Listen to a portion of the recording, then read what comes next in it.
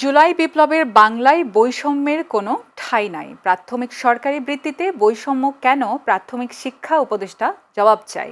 এই স্লোগানে প্রাথমিক সরকারি বৃত্তি পরীক্ষায় কিন্ডারগার্টেনকে অন্তর্ভুক্ত করার দাবিতে পঞ্চগড়ে মানববন্ধন করা হয়েছে।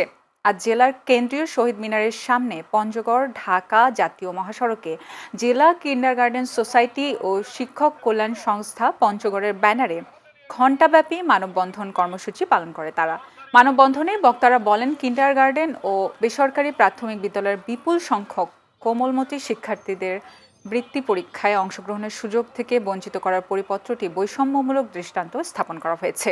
জারিকৃত পরিপত্রটি বাতিল করে প্রাথমিক শিক্ষায় অংশীজন হিসেবে কিন্ডারগার্টেন ও বেসরকারি প্রাথমিক বিদ্যালয়ের কোমলমতি শিক্ষার্থীদের সম অধিকার জোর দাবি জানান তারা।